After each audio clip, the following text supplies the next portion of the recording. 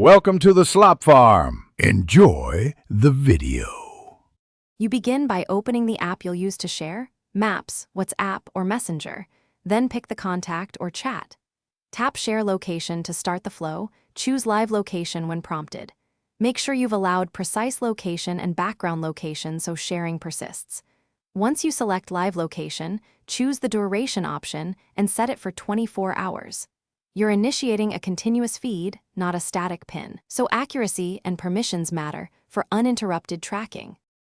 Next, choose exactly who will see your live location. Pick individual contacts or a group to limit visibility.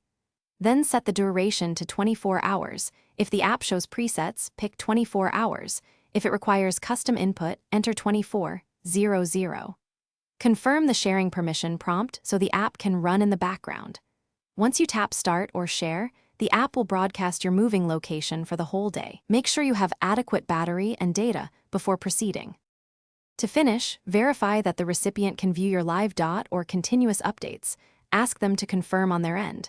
When you need to stop early, open the same share card and tap Stop or End Sharing. If real-time updates fail, check Battery Saver, GPS Accuracy Mode, and that background location is allowed. Rebooting the app often restores the feed. If sharing still fails, toggle location off and on, and reshare. This fixes most permission or sync problems quickly. Thanks for watching. Consider subscribing if we helped you today.